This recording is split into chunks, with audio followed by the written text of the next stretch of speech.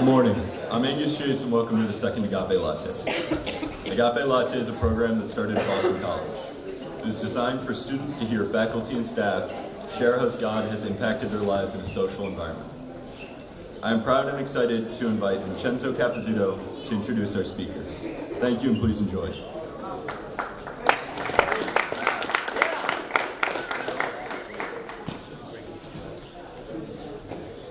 Good morning and thank you for coming. Ms. Lupia has taught Italian at McQuaid for 9 years. She's the moderator for both the Italian Club and the Mosaic Club. I have had Ms. Lupia for 4 years in Italian. She's been the most caring teacher I've ever had. She truly embraces her role as a teacher and goes above and beyond to be kind, always. She's always there for me after school when I don't understand something or need extra help. She has a great attitude and I admire her hard work. Without further ado, please welcome Ms. Lupia.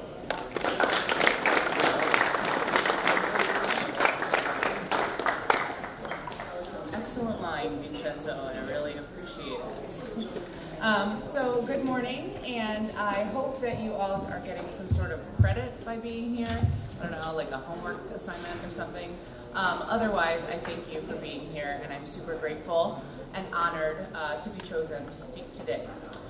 So I'm definitely a little nervous because I'm going to be sharing some personal information with you, kind of my history, my story of how I got here, finally to McQuaid. And I can't promise that I will be as entertaining as the previous speaker, nor that I won't get a little choked up sometime. But we're going to give it a whirl. So we're asked to create a timeline a lot in history class and science class, and when we create that timeline, we always create a straight line, and we put dots on that straight line, and those dots are our milestones, our events in our life. But that really doesn't make sense when you put your own life on a timeline, because we're more than just a straight line, and in fact, it's much more fluid than that. And in order to really timeline your life, you have to do the ups and downs, you have to show the fluidity within that life, and you have to include your finally moments, right? So finally graduating from McQuaid, finally going to college, finally getting married, finally getting your dream job. Those are all the events that go on the timeline, but it's the stuff in between that really gets you to those events. So today, I'm going to share a couple of my events and how they led me here to McQuaid. First and foremost, I hope the story will illustrate to you that I literally have no control over my life, and neither do any of you, in the sense that it's not already planned out, but it's guided. It's guided by a hand. It's guided by the hands of the people in your life, your loved ones, your friends, your family members, all of whom are also guided by the hand of God. And so I went to Catholic school like all of you. I pretty much followed the same path, Catholic school, college, etc. And I saw Jesus and God as figureheads for the most part. Okay, Jesus Christ Savior, I didn't really know what that meant, nor was I really interested in high school to 100% figure out what that meant. It was more like, all right, Catholic school, I have to wear a uniform, that's kind of it. However, when I got to college, so my first year in college, I got a scholarship to Seton Hall University in New Jersey, and yes, I'm a Jersey girl, so for any of you that have taken Italian, it kind of explains how I run my classroom, so, or no BS, if you will. Anyway, so I'm at Seton Hall University. It's my first finally, right? The first moment that is just awesome. I'm not at home anymore. My parents really don't have control of every single thing that I do. I'm on my own. I'm enjoying it. I'm meeting new people. I can go out when I want to. There is literally no one telling me what to do or what not to do. So Seton Hall was great. I had my major figured out. I was going to save the world by majoring in international relations, and I was going to move to DC, and it was going to be great. And quickly, that changed on the night of January 19th, 2000. So, yes, that's a long time ago. January 19th, 2000, we had just gotten back from break and midterms were finishing up. I had gone to bed about 1 a.m. and at about 3 a.m. I was awoken by the sounds of screaming. And the screaming was both the fire alarm and the sounds of some of my peers. I woke up, there was smoke filling the room. It was on the 5th floor of Boland Hall, the freshman dormitory. And I woke up my roommate and we rushed out. And we're going down the hallway, we're knocking on doors, we're trying to scream over other people screaming, and we're trying to get out of the building. As we go down the stairs, the heat becomes more and more palpable, and we start to realize that as we approach the 3rd floor that the fire has completely engulfed the 3rd floor. Every time the fire door, the safety door in the hallway opens, it kind of sounds like a freight train. It was one of the most deafening experiences. What feels like forever later, we get down, we get outside, and it's complete chaos and pandemonium, and I see a girl on the green, and she's holding her leg, and she's badly burned, and she's screaming, but there's nothing, I don't hear anything. So all I can hear really is the sound of the fire alarm that keeps going off, and the sound of the door that's swinging open, even though I'm nowhere near it. That evening, 3 students lost their lives on the Seton Hall campus. Many more were injured long-term. Many of us who went through the fire, our lives were changed forever by the horrific events. 2 young men, we found out later, decided they were going to do a rush week prank and lit a banner on fire for one of our rival teams in the common area. What they didn't realize is that the building was built in like the 40s and everything was flammable. And so most of the 3rd floor and then consequently the 4th floor caught on fire. For me, it was my turning point at that point. My finally had ended at Seton Hall, and I decided that I could never step foot on that campus again. It was too much. I was really afraid. I couldn't go in stairwells. I couldn't go on elevators. I didn't like closed spaces. I didn't like anything that didn't have a window. And I never really slept for more than a couple hours at a time. So I pretty much dropped out of college, stayed home, and contemplated consistently why these kids weren't here anymore and I was. Why did this happen? And why now when I had finally made it to college? Finally, I started to recuperate, as many of my peers there did as well, and I decided it was time for me to move on to my next, finally, and that was moving to Italy. And so I decided that I was going to major in Italian because that's really useful. Actually not. So major in business, that's really what you want to do. Anyway, so I get to Italy, and I lived there for 3 years, and they are awesome 3 years, and the tragedy never really goes away, that feeling of grief, but it changes, and you learn to kind of move on and live with that grief and change. And so I get to Italy, it's awesome. I mean, you live in Rome, you're among the ruins. Again, you can do whatever you want, you're living on your own. It's just a lot of fun, but it really isn't fulfilling. I mean, you know, 19, it's not that exciting. There's nothing there. There's something missing for me. I remember passing a gazillion churches, because it's Rome, and thinking, wow, that's some beautiful architecture. But I never had it in me to go in. I never had the faith within me to say, why don't I just go in and sit and be peaceful? And so for me, my journey kind of continued, but nothing really that I would put on my timeline and be like, oh, this was a really important event. This party was so awesome, I'm going to put it on my timeline. No, none of that. About a year after, I decided, all right, well, I should move somewhere else. So I moved to Florence to get my master's degree. And that was pretty cool as well. I mean, again, it's Florence, Italy. But the thing that happened there that was pretty awesome is that I met my best friend. And her name was Ashley. And we just hit it off, you know. You meet someone cool, this is what happens. You meet another human and you're like, I like you, let's be friends. It's really that simple. And so that's what I did. And I was like, you're going to be my friend. And she was. And we hung out for about a year, but then we had to move back stateside. So after 4 years in Italy, I had to move back and find a job. I waited tables with a master's degree in Italian. So again, major in business. Although I made a lot of money waiting tables. A lot of money. So anyway, moved back stateside. Ashley moved back to Rochester, and I moved back to New Jersey. And it's kind of blah, you know. It's, again, fun working in a restaurant. You meet new people, etc. You're making money, living on your own. It's all great and wonderful.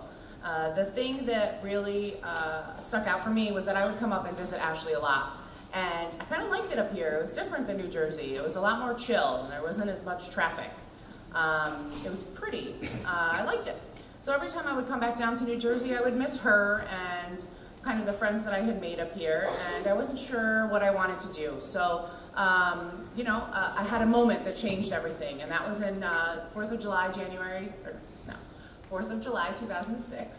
I ended up meeting a young man at a barbecue, one of Ashley's husband's friends, and it turned out that a few years later I was going to marry him. So I married a 315er, and it was weird at first because we're nothing alike.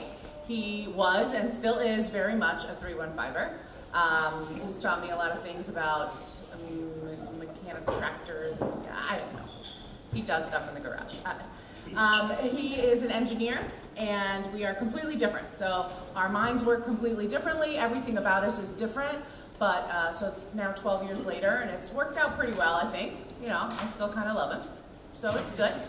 I am so grateful that I was able to go through something tragic like that fire, so young, that pushed me to slowly move forward and put other people and events in my path, like Ashley, who introduced me to my lifelong best friend, my husband. And so that kind of all lines up, and it's hard to see when you're in it, but when you look back, how things line up on your timeline is pretty impressive. Finally, in 2010, my dream job came on the market, and that was to be a teacher. Before that, I was working at the county here for Maggie Brooks. I worked at Paychecks. It was just kind of like, oh my God, I'm in a cubicle, please get me out. I hated it. And then 2010 came along. Their Italian teacher here had decided she wanted to stay home with her kids. So I applied for the job, and I had to teach. I had like 4 interviews. It was really intense. But I did obviously get the job, and for that I'm super grateful. I'm mostly grateful because I could tell my parents I was using my degrees. I could also work in a Catholic school environment. That's something that I really started, as I got older, I really started to appreciate what that meant. The love with which we do things in a Catholic school, and the love we have for each other in a Catholic school. And let me just mention, the previous Italian teacher here was Ashley. So the girl I had met in 2006 in Florence, Italy, eventually brought me to my true vocation here. Now, I don't know if it was Ashley herself, and that's the reason she was born. I'm going to go with probably not. I'm going to say that there's somebody else involved, and it wasn't me either, and that's the hand of God. There's no other way that that could have worked out. So I'm finally settled here, married, a car, 2 cars, a house, a dog. Everything's awesome. At least I think so. Finally, this is it. I've done it.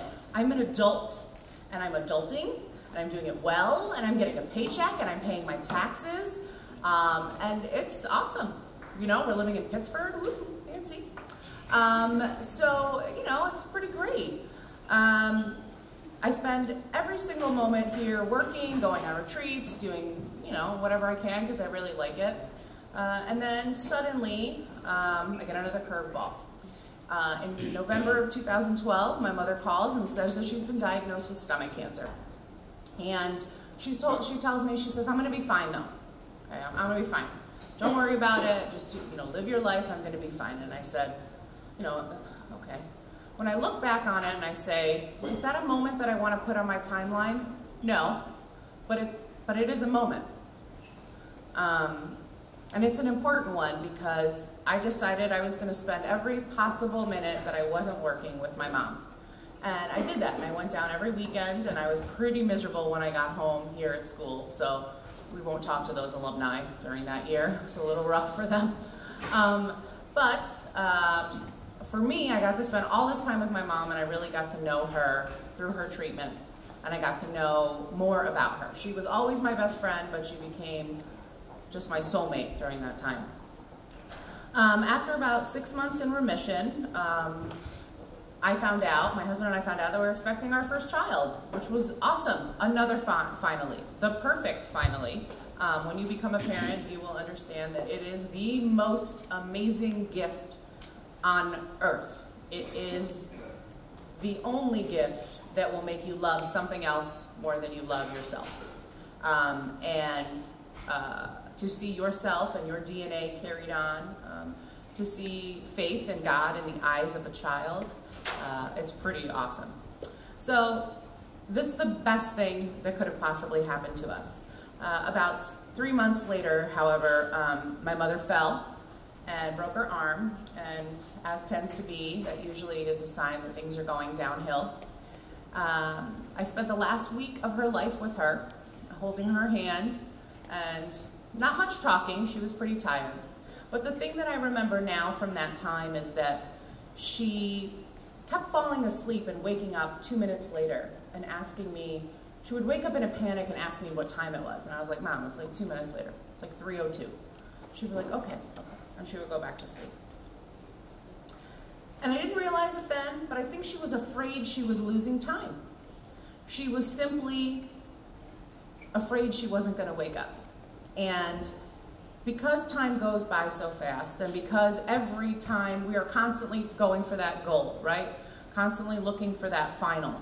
We're moving from one milestone to the next. But that time in the middle, the time in between those events on your timeline, is the time is actually what makes us who we are. It's actually what creates our soul. And so, because she was constantly worried that she wasn't going to be there, she was constantly worried about losing time. A few days later, on November 22nd of 2013, we received a phone call at home saying that my mom had taken a turn for the worst. And I remember being in the car and praying and praying. And my prayer was twofold. Was, if she's going to go, please let her go peacefully and without any pain. And please let her go now. And then my other prayer was, but please bring her back to us. Like, I felt so guilty about wanting her to be at peace, but I also felt selfish wanting to keep her here. So we get to the hospital, and like an hour and a half later, they finally let us into the room. And as I'm going down the hallway and I make a right, she's intubated, but her eyes are open. And so I'm totally relieved. I think my prayers are answered. She's fine. I quickly find out that she is actually not. And just the muscles in her eyelids don't work anymore. And so I got to see her eyes one last time, but she was already not there. So I held her hand, and in less than 24 hours, she passed away. I was still pregnant, and I became really angry. I couldn't understand how God could bless me with a beautiful child, a beautiful baby, baby to be, but take the grandma that would have been the best grandma ever, the best nonna on this earth, and take her away from my child. I was angry with everyone around me, and it took a long time to start to see any kind of light. And it all began with the birth of my daughter. And she started to kind of breathe life back into my soul. Also, when you become a parent, you have no choice. You just kind of have to do what you have to do. You have to move on. You have to not sleep. You have to feed the thing. You have to take care of the thing. And the thing is going to love you. So you got to love it back. It does not come with a manual either. You literally go into a hospital, and 3 days later, they give you a human being and say, good luck.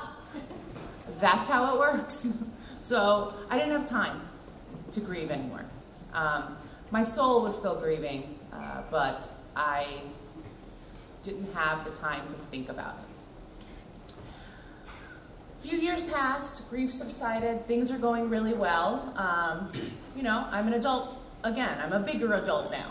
And not only am I an adult because I have a real job, but now I'm an adult because I'm in charge of another human being. Big deal. We're enjoying our time. We find out in 2016, 17 that we're gonna have another boy. We're gonna have another baby, and it's gonna be a boy. So now I have a girl and I have a boy. It is literally the perfect American family. It is everything that we are told our entire lives that we're supposed to want. House, children, cars, dog. I threw the husband in there, right? I think he's in there somewhere. Significant other. And pretty much that's the American dream, right? Dream job. Sounds awesome.